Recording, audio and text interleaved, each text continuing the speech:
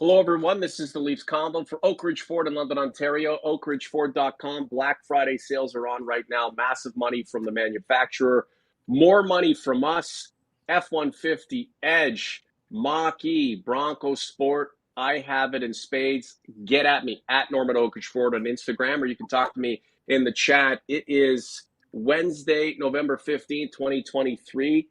Downtime for the Maple Leafs as they gear up for the Global Series in Sweden. The Red Wings on Friday, the Wild on Sunday. Mr. Augello was kind enough to join us on this fine eve. Michael, the rumors surrounding Nikita Zadorov, well, not wanting out of Calgary, that's a known thing, but the rumors of his potential whereabouts continue to flourish.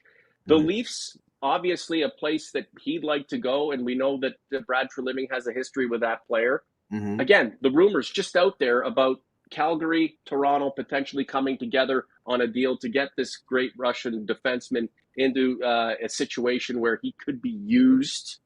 Do you have anything new on that? Good evening, by the way. Good evening. Well, not really. I mean, there's clearly interest. We have seen the reports from most recently Pierre LeBrun, who said the Leafs have inquired, and this is the book on Brad Treliving. He inquires about everybody. So rumors about this guy or that guy, he's going to check in on every potential possibility just to sort of gauge the market. But of course, he's more interested in the guys that he knows really well, like Zadorov, who who he brought in from, I believe, Chicago on a free agent deal. And he recognizes that the Leafs defense is a little light on physicality. I mean, you have Jake McCabe, who will throw the odd check, and Giordano is for being a 40-year-old, he's a pretty physical guy. So, but you don't want Giordano to drop the gloves and do those types of things. So he knows that there's a physicality quotient that is not filled, and that's why he's interested. Whether they can make this deal happen, Zadorov has a $3.75 million cap hit. They're going to have to find out how they can fit that. They have to find out whether their offer is good enough. Apparently, like the reports are, the Leafs have made an offer. Now, once Zadorov, his name got out there, now Calgary is fielding offers, seeing if they could find anything better. And, maybe then Calgary goes back to the Leafs and says, okay, well, this is what we got from New Jersey, or this is what we got from Boston. Can you top that? And that's the way the trade market works. And right now the GM meetings are in Toronto. So I'm assuming Treliving is there and not in Sweden.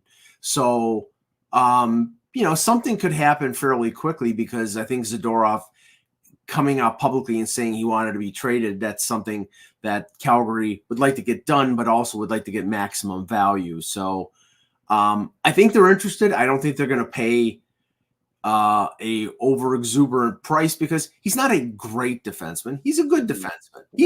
I think on a good team, he's a 5. On a defensive core that I think needs size, he's a 4. He's not a top pairing guy, and he's another lefty. So, they want him, and I think they need him, but I don't think they're going to pay over to get him. This is the Convo for Oak Ridge Ford in London, Ontario. OakRidgeFord.com. Black Friday sales going on right now. Like the content, subscribe to the channel. There's hearsay, there's speculation, Mike. Is there anything definitive out there that points to Nikita Zadorov either stating or insinuating or hinting at wanting to come to the Maple Leafs?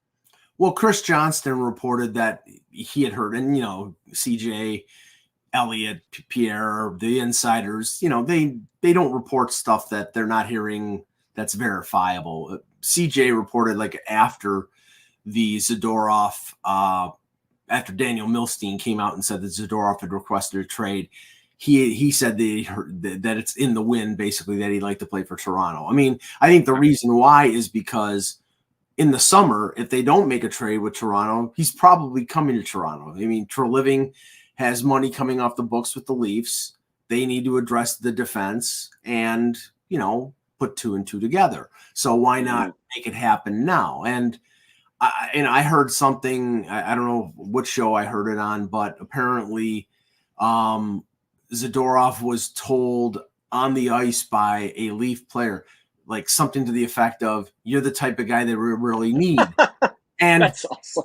Yeah, and the funny thing was they sort of surmised that it might have been Max Domi, because Max Domi and him were teammates on the London Knights back in the day. So, not to say that that's the truth or that's accurate, but yeah, I mean, honestly, that right now, when the only guy with physicality is a guy who can't get in the lineup or who's a liability when he does play 4 minutes, and you need somebody who can actually play and be physical. So that is a factor. And the only guy who's playing who really has any kind of public nuts right now is Max Domi. So he'll take all the help he can get. Do the Leafs have enough in the system to package up a decent amount of talent to go to Calgary for Zadorov and look back at what they still have and say it was worth it and will replenish? Well, I mean this is the thing that always happens with trades in Toronto.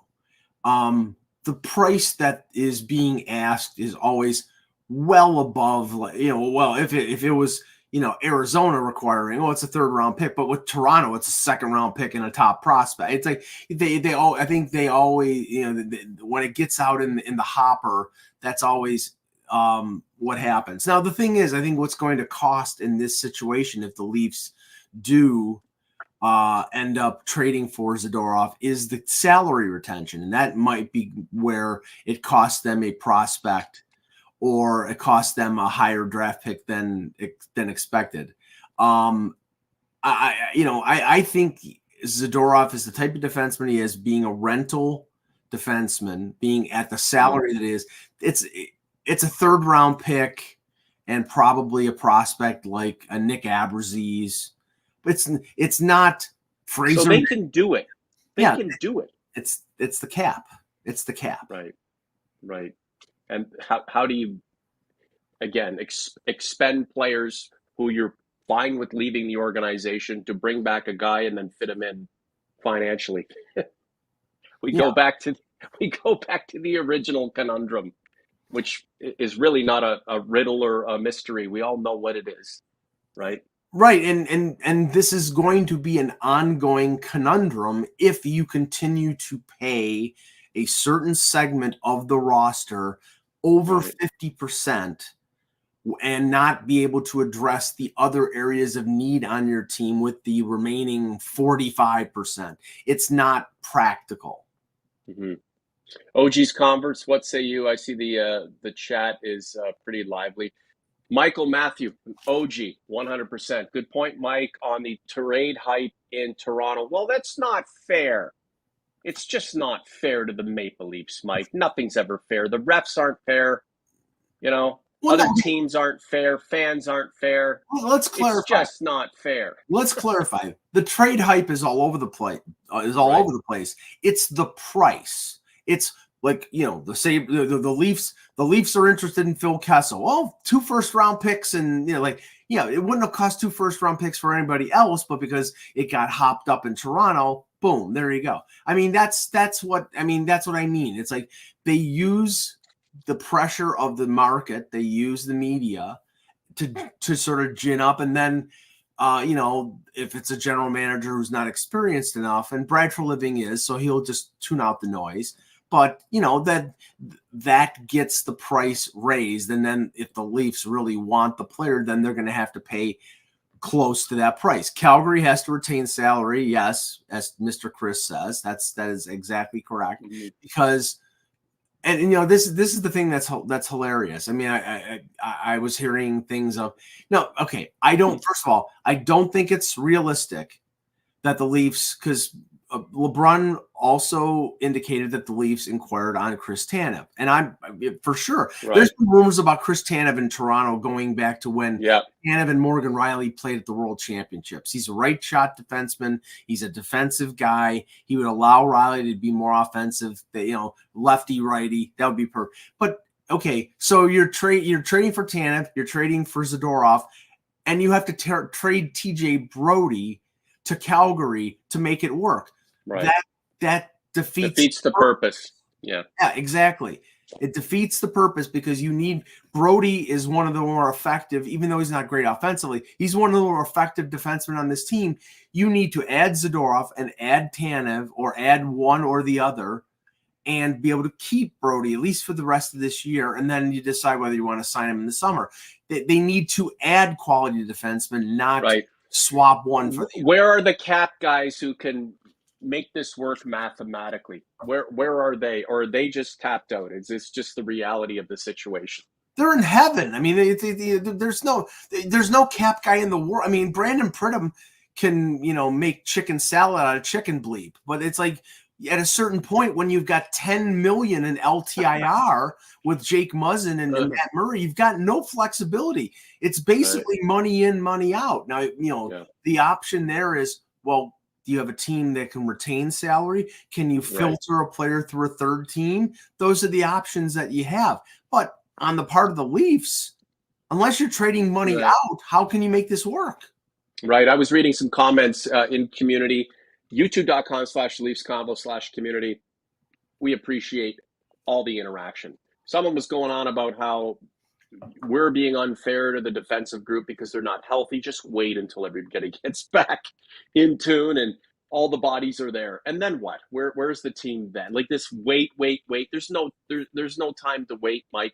If you can make your team better today and know that team will be able to accelerate the growth and the productivity when all of these other dudes get back, then that's better. This idea of wait until, what do you mean wait until? It's going to be another 20 games until there's some kind of cohesion. I'm not saying that John Klingberg can't play better than he has since the beginning of the regular season. But the first couple weeks of the season when Jake McCabe was healthy, that was your top six. And they weren't very good. They gave up 5 goals to a crappy Montreal Canadiens team. So, the point here is there are pieces on the Leafs defense that I think are good. I mean, Rielly is a very good defenseman. Brody is a good defensive defenseman. Giordano as a bottom pairing, fine. McCabe is cost effective at $2 million. I like Liljegren, but they're one of these teams where they're missing that number one. We all know that. Right, to be able to put other people in their proper place. So, I mean, but number ones aren't out there. So they have to improve the overall quality of their defense. And you can do that with a Zadorov, playing on maybe a second pairing and playing maybe 16, 17 minutes a night. But in the end, I mean, will he improve the Leaf defense? Yes. Will he make them Stanley Cup contender caliber? No. Yeah. You can't supplant one guy who's helping to hold the thing together with another. You need reinforcements. You need help. Arish and OG, 100%. What's going on, buddy? Thanks for being here. Let's talk about Patrick Kane. So, Mike, let's have a quick discussion about Pat Kane. Yeah. This team, forget about Pat Kane and all that he brings. The championship pedigree, his future Hall of Famer, maybe the greatest American player. He's in that discussion. Forget about all that. Okay, the Leafs don't need any more offense. The Leafs need better help on defense, and we need to cross our fingers about these two dudes in between the pipes getting into a rhythm, backing each other up and kind of one leading the other and one trying to overtake the other, and that would be great. But up front, what the hell do we even need to talk about adding another forward for? So Pat Kane's in the mix. There's reports that his representation have spoken with the Maple Leafs. Mm-hmm. Leave all of the other stuff out, his pedigree and who he is. The big question is, why? Well, as I said earlier, Brad Treliving is in on every conversation. And that, that you're a good general manager if that's your philosophy. You've got your finger in the pie of every pie. But Patrick Kane last year, debilitated by whatever this hip injury. He didn't play particularly well after he got traded to the Rangers. But I mean, this is one of these situations where this is a free swing. Now, okay, if you take him at his word, which apparently he's like, I want to play for a contender and I want to win a 4th Stanley Cup. Okay. No contender out there has big money. So that means you're signing maybe an incentive-based deal or you're signing a veteran minimum deal, at least for this year, to take a swing at a Stanley Cup. That means teams like Dallas, who he's been rumored to be interested in going to, Florida, the Rangers, and now the Rangers apparently have said that they're not interested in bringing him back. But there's like 6 or 7 teams that are considered contenders. What makes the Leafs attractive, Mike? Well, I mean, he's got a relationship with Austin Matthews. It's close to his family's home in Buffalo. Buffalo is not a contender. There's a lot of rumors about him going to Buffalo. And right now with the injury to Tage Thompson that happened yesterday, where he could be out upwards of almost 2 months, now they're looking for a savior, or they're looking for somebody to help boost their offense. That's the last thing that Patrick Kane wants. He wants to go someplace and sort of blend into the depth of the team and help them. He's 35 years old. He's not the superstar that he was. So, he would like to be a complimentary player on a team that, if Vegas had the money, Vegas would be a good fit. I think Treliving is checking in on him. I think there's interest there because of the Matthews connection. I think if he signed in Toronto, do you not think he's going to play on the top line with Matthews and Marner? Maybe eventually, maybe starting out, no, but how does that disrupt? Does that disrupt the rhythm that is either in process of being created or will have been created by the time this guy shows up? And again, if he's going to be a support guy, really at 35, an incentive-based deal, pop him into the first line. I'm not saying that's not a good idea. Yeah, but theoretically, is he a good fit for this group?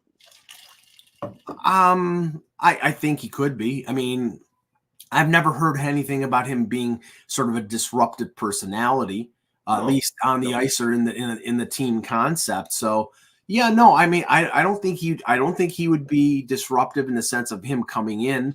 I mean, the only thing I think would be mildly disruptive is the fact that now, more than likely, if you bring him in, he's going to play in the top 6. So who moves out of the top 6? And that also removes one of the younger guys who's trying to develop and who you're trying to bring along to become a more functional part of the top 9 out as Pat Kane, goes on this victory lap, right? So you have to consider that as a deadline situation, especially if the offense goes stagnant for a bit. To bring a guy like that in, could, like I said, theoretically and optically be a real boon to what the Leafs are trying to do. So maybe this is something that could work. I think the original question that should be asked of us internally, and I'm sure he's asking himself, Pat Kane, and his representation are bandying this about, are the Leafs the team he wants to go to win another Stanley Cup? Right? Well, is that the best way to do it at this point? Well, I mean, it's tough being in the position of Kane and, planting your flag on a team that you think is going to win the cup because you never know. I mean, Florida, barely made the playoffs and they got to the Stanley Cup final. So you could say, I'm going to go to LA and then LA misses the playoffs, or you could, so you don't know. I mean, he knows Matthews. He knows the Leafs make the playoffs every year. The Leafs will make the playoffs this year. It's a question of whether they have enough in the right places to get far in the playoffs, and could he help that? Now, like I said, if he's in the top 6, then maybe Matthew Nyes moves down to the 3rd line and everything filters down. But that's the effect that you want. You want a deeper team. You want 3rd and 4th lines that are effective. We saw in one game how one player being moved out and Bobby McMahon being inserted on the 4th line made the Leafs a much deeper and more dangerous team. So, I mean, there's no good, no, I know that we've had this debate on the Buzzcast about what Kane is looking for. If he's looking for money, he's not coming to Toronto because Toronto can't pay him. If he's looking for money, then he goes to someplace like Buffalo that has $9 million in cap space right now. But I don't think he could get money next summer when the cap expands. So that's why I think he's going to sign a 1-year deal with maybe incentives with like the veteran minimum. And then, the Leafs might be in that mix, but I have a feeling it's going to be like Dallas or Florida or, the Devils or something like that. But I think the Leafs are in it because I think, he has a relationship with Matthews. Yeah. Face it, OGs and converts. We love trade talk. We love free agency talk. We love anyone to consider us as a team and an organization and a culture they would like to be a part of. So, anytime we can discuss these kinds of players, I mean, it's good for content. It's good for discussion. Will it make sense in the end? There's only one way to find out. Michael Matthew, I think the mood on Kane is lukewarm compared to the D we need. I think they're mutually exclusive. Again, the D conversation has been had. We know it now. If nothing's done, we'll know it then too. The addition of another forward is essentially gravy. How can a guy like Pat Kane come into the system, bring what he knows, the pedigree, and maybe elevate this team in more ways than just on the score sheet, right? So if you can do a one and do the other, great. There's just no way that guys like Treliving and his intelligentsia are sitting there going, we really need a D, but then there's Pat Kane. Again, they really aren't connected at the end of the day. There's a couple of comments here, Mike, I want to get to. We'll go over your favorite Swedish Maple Leaf of all time. We know who it's not, and then I'll go through my top 5. But there were a couple of comments I wanted to get into here, and I see the OGs and converts kind of going at it a little bit. Someone was I'm past it. Someone was ragging on Morgan Rielly, suggesting that he's a 5th defenseman on any other team. Hey, I'm 09 Max defending Morgan. Hey, Donnie, go to the dishes after that dumb comment about Rielly being a 5th defenseman on any other team. Why the frig are we still ragging on 44, Mike? No, because Leaf fans, a segment of Leaf fans love to eat their own.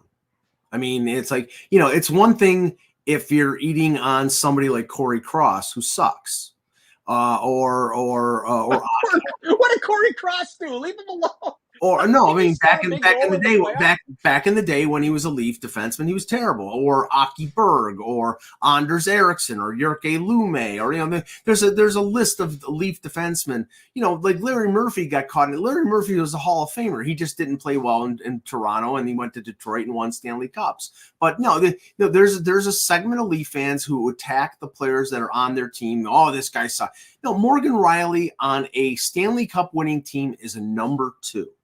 He's a number 2 defenseman. He's a number 1 in Toronto because they don't have a number 1, but he's a really good defenseman. I mean, I've seen top 100 ratings in the league that have him as one of the top 100 players in the league. He's not a 5th defenseman, and saying that is absolutely asinine. It's punching down, Mike. We all need a whipping boy, right? We all need a whipping boy, and it's Morgan Rielly for some reason, one of the best citizens, hardest workers.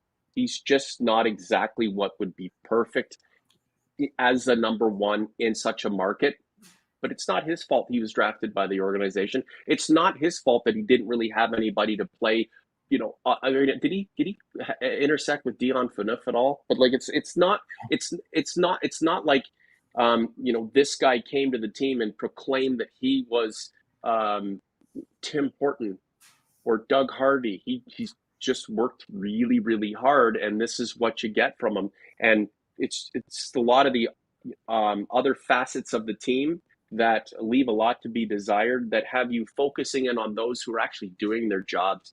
And it's really unfortunate. I should bring up Timothy Liljegren in the comments, questions about his potential return. Let's talk about him, then we'll get to our top Swedes, and we shall kind of conclude the latest Leafs Convo? Well, Liljegren is over in Sweden with the club. He's in a walking boot, so I would say that probably you're not going to see him until probably Christmas. I mean, maybe a little before that, but if he's in a walking boot, they said it was a high ankle sprain, and those, unfortunately, they heal slower than breaks. So, I would say probably mid to late December before Liljegren is back. Okay, so there's one other thing. Tyler Bertuzzi, his name's been brought up a couple of times as a trade chip for a defenseman. Really? Like that's just an idea, and I don't know if that's from somebody who's completely insane or if there is some merit to that. I'm not sure. The problem is that I'm not sure. Like, if you're talking about moving Bertuzzi out to create the cap space to acquire a defenseman, or then yes, but his value, he's a rental. He's a 1-year deal. So, and I don't think, right. I think they brought him in for a reason. He's a physical forward who can play in the top 6. And yeah, I believe he has on the 1-year deal a clause, either a limited no trade or no move. So right. Yeah, that's not happening. I'm just checking right now to make sure that that's the case, but I believe that was right. Was there not a whether it's he's got a no move for the one. Okay, I don't know if this was a fantastical plan or something that was accurate, but the possibility of signing him long term when the cap allowed it. Yeah, no, okay. When he signed a 1-year deal, you have to wait until January 1st to sign an extension. There was talk when he signed the deal that this was a 1-year deal masquerading as an 8-year deal, that basically after January 1st, when he was eligible to do so, that there would be a long-term extension. Now, that might have been fantasy. It might be reality. We'll find out in January. I realize that people are a little hesitant because he hasn't started out well, but I think over the last few weeks, I think he started to play much better playing with Tavares and Nylander. So, yeah, I mean, again, the quick judgments of a fan base, and don't get me wrong, it's like I get it, but you have to take stock of what he does in an 82-game season and not 15 games. I know you got to give him 6 years. Like, look at Nylander now, right? All the guys in 18 who are trumpeting his legendary status. I mean, they're on a victory lap. So let's give Bertuzzi until 2028, and I'm kidding. He'll be fine. Don't yell at me, Michael Matthew, who's going on about Conor Timmon. I like Mike Matthew. He's the biggest Nylander fan going right now, but he likes all of these other guys we don't talk about very much because he's an OG for the podcast, and he loves his team while he's sipping Chardonnay on his yacht in the Caribbean. No, Pinot Grigio. Come on. Yeah, it's Dom Perignon. So because he's celebrating, right? So what about Conor Timmon? What's going on with him? I know that he is fully practicing with the team. I would be surprised if he plays this weekend, simply because he just started participating in practice. Right. So I think they'll take it a little easy on him and maybe wait till. I mean, this schedule, by the way, is absolutely bizarre. So they played Vancouver on Saturday. They don't play the next 2 games until Friday and Sunday, and then they don't play the next game until Black Friday. So it's like they had 2 games in 2 weeks. Black Friday at Oak Ridge Ford, Mike. Come on. No, I know, but it's just the point. It's just the point that they played 2 games in 2 weeks. So if I were a betting man, which I'm not, I would say Timmons probably waits until they get back from Sweden to North America before he plays. ZM93. Is it ZM or ZM93? Zach, Bert and Domi are both playing better. They absolutely are, Zach. And Domi is a third center.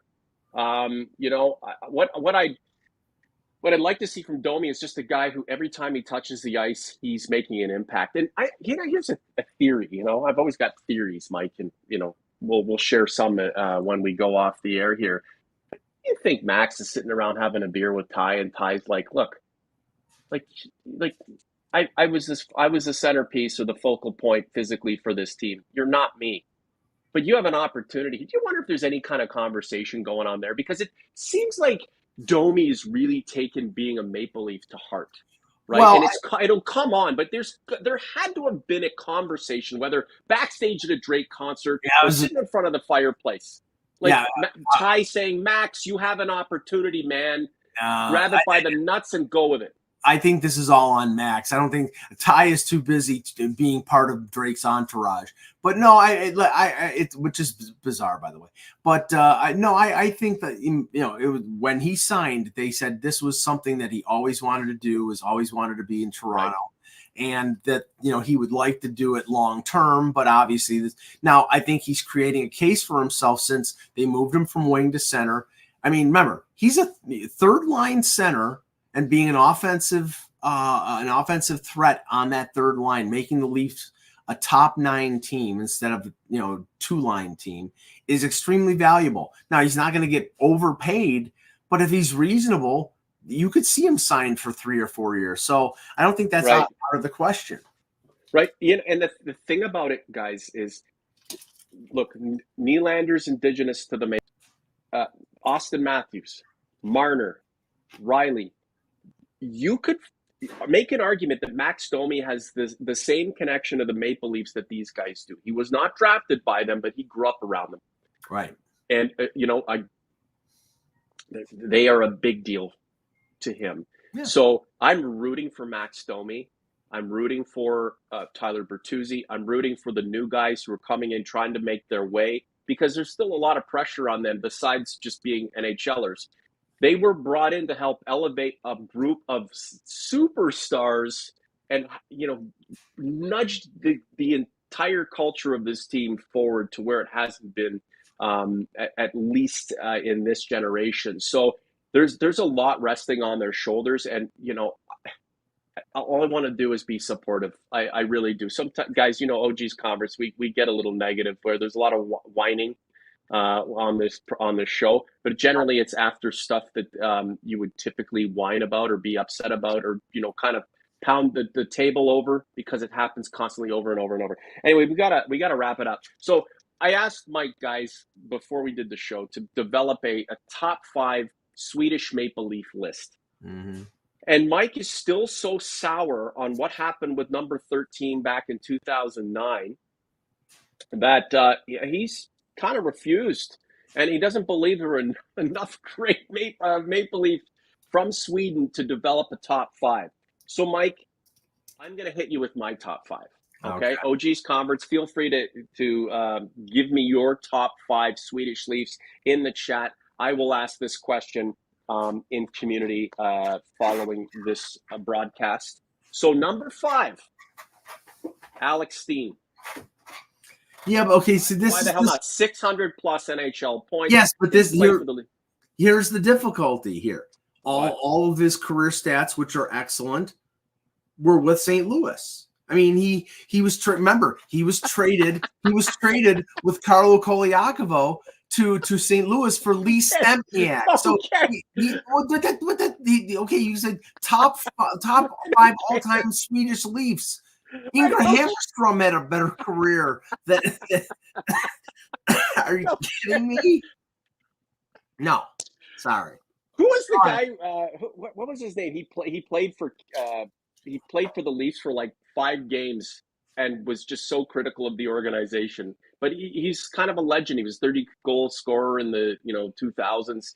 Played for Phoenix. Played for Calgary. Played for the Leafs for 2 minutes. It was probably about 6. Robert Reichel? No, 6-7 years ago. He's just Mr. Everybody. Anyway, he's not on my top 5 Swedish Leaf list. Number 4, Freddie Modin. Oh God. Yes, one of many subpar wingers that the Leafs gave Matt Sundin. Like the group of Swedish nobodies, like Jonas Jogland or Jonas Hoagland and Michael Renberg post concussion. Nobody was part of the Legion of Doom, dude. Yeah, but after he got concussed, I think it was concussed. Guys, who's the Swedish forward who played for the Leafs for about after the trade deadline and was just hated being here? He was in the league for 15 to 20 years. It wasn't Come on, Ole, guys. It wasn't Ole Jokinen. Yeah, that's it. But he's Finnish. He's Finnish. He's not even Yeah, Swedish. that's right. Yeah, he's Never mind. Forget about that. Okay, number 3. Yeah. All hail William Nylander. Yeah. Oh, baby. Hence the reason 45 goals, 111 points. Hence the reason why I refuse to do this list. Willie Styles, baby. Let's go. He's a proponent of public transit. Yeah, he's like Bradley Cooper over there. They're like fawning over him like he's God. All the Nylanderites knew of this stature when he came into his own. And here we are. It's their time to shine and be excited. And you know what? William Nylander has been the best Leaf this season, and he's kicked ass. So it's been a pleasure to watch. Let's keep it going, Mr. Willie, or is it Dr. Nylander? Which one? Dr. Nylander's the good guy. So he's good, and Mr. Willie's the bad guy. Mr. Willie the bad guy? It sounds like the doctor would be up to some real nefarious. No, Dr. Jekyll and Mr. Hyde. Mr. Hyde was the evil, and Dr. Jekyll was the guy who was curing people. Right. Terry G. Mike is going to call Norm's list the Swedish Fish. Swedish Fish. Is there anything more instantly tasty and delicious and satisfying than Swedish Fish? I could think of. Do you even have Swedish Fish in the United States, Mike? Yes, we do, and I prefer coffee crisp. Number 2, God rest his soul, the late great Boreas Salming. Not a chance. Get out of here. Not a chance. He's number 1. Number two. He's number 1 in every book. I'm sorry. Honorable mention at number 1. They call him the monster, Jonas Gustafsson, best Leafs goalie ever, maybe the best goaltender to ever grace a set of pipes. Honorable mention. But number 1, the most clutch Leaf of all time. The guy who scored the big goals in the regular season, big goals in the playoffs, kept his team alive when he had nobody on his line. You want to talk about having no support, but he basically carried an entire organization and franchise on his shoulders. The guy whose 500th goal was the third of a hat trick against Calgary, a bomb from just inside the blue line that no goaltender would ever stop. The one, the only point per game, and the highest scoring Swedish NHLer of all time. The one, the only Matt Sundin. Michael Augello, it is time for you to expunge your hatred and your angst and your anger and all of the resentment towards this legend. Let it all go today on this show. Let's reconcile a relationship that has been, kind of mothballed and that we can resuscitate right here, right now. 09 Max has it right. Salming number 1, Sundin number 2.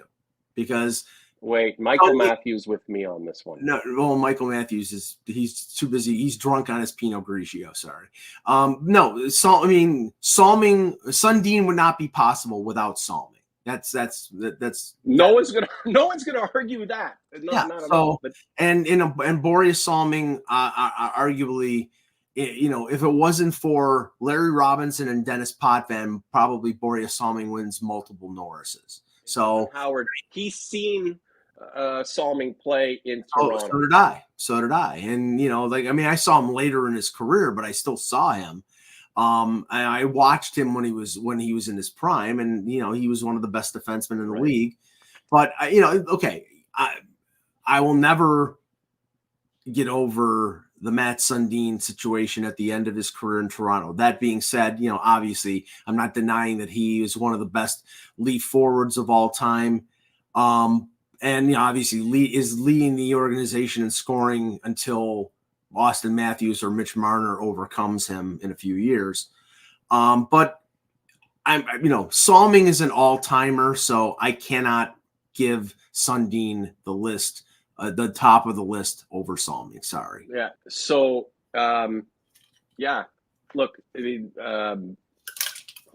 historically speaking, Boreas Salming is a trailblazer, right? I mean, think about the bullshit that guy had to go through in the 70s, in and out of crappy rinks in Boston and Philadelphia and Detroit and Montreal, New York, just getting shit on by fans because he was from Sweden, right?